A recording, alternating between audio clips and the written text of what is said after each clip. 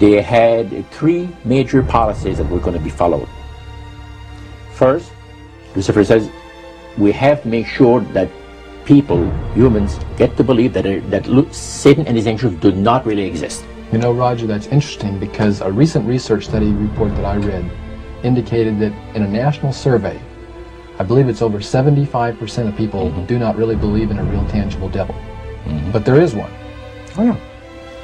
The next thing, the three-parts policy that they had adopted there, the second one was to find a way of being able to get total control of people's minds.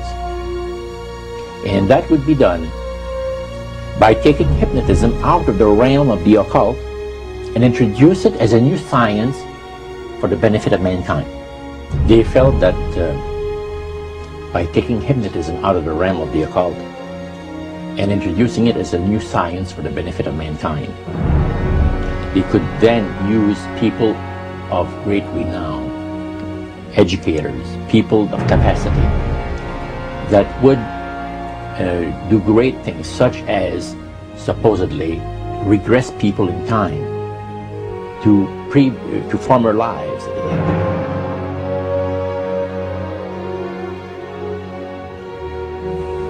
And of course, after the session is over, the person would not know a thing about ancient history.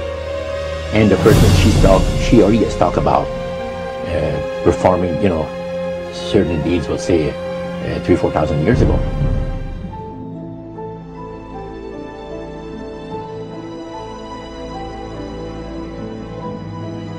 But this was their strategy. Now, what this would do for the thing is this, that it would create in the minds of the general public, solidly set in the mind of the general public, an unwavering trust in that great deception.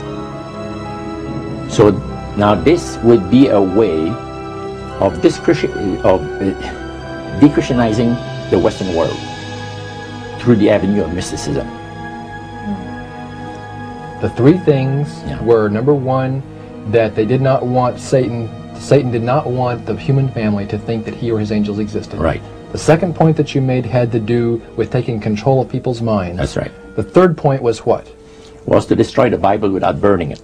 Okay. See? And what was his strategy on that? On that, it was very interesting. Because after the Great General Council, it was decided that Satan would tutor Charles Darwin personally in setting up the principles of his theories of evolution. He was tutored by Lucifer himself, fallen Lucifer.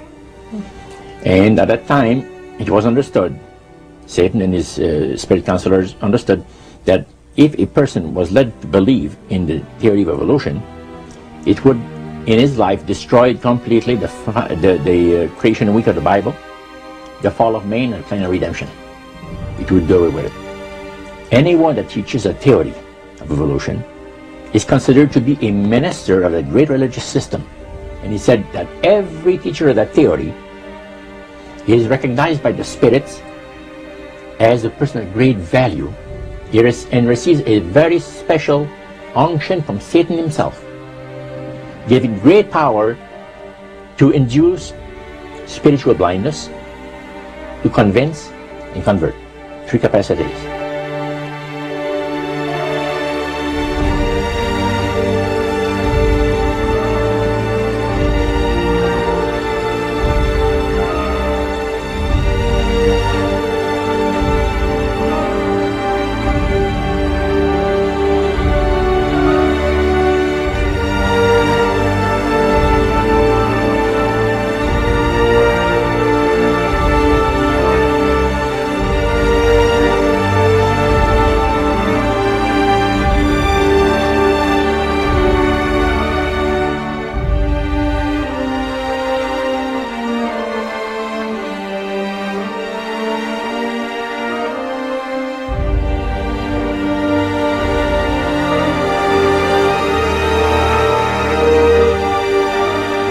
The grain plain, the master's grain plain, for harvesting the nations, for harvesting the multitudes of the earth.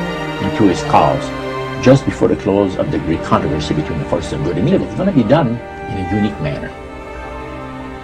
This grand plan is going to take people are going to eat the stuff, because it says spirits, demon spirits, will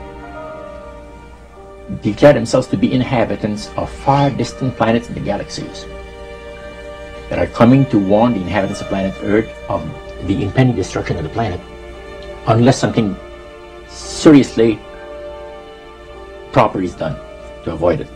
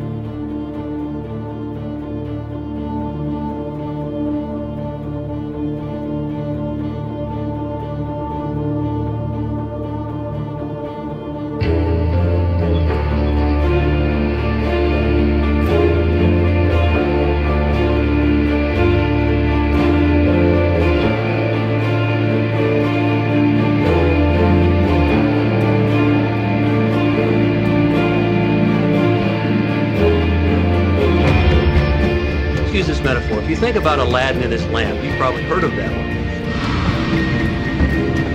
The genie always says one thing. Your wish is my command.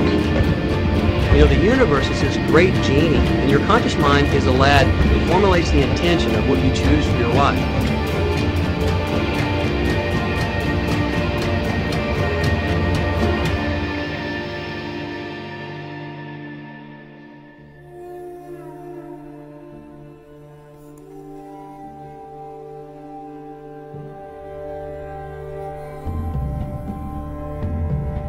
At the very heart and core of all these secret societies lurks the Kabbalah.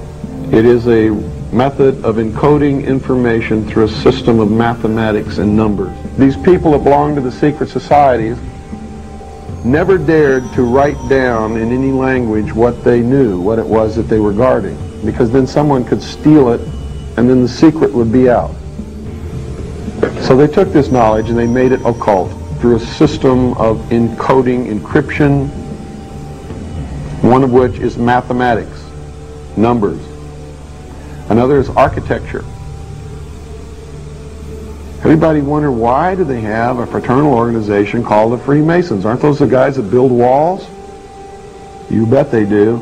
But every wall they build contains the secrets that have been kept and maintained throughout the ages, and it's encoded in the architecture and in the measurements of the buildings and in the mathematical formulas used to derive the geometry, the shape, the length and breadth and height of rooms.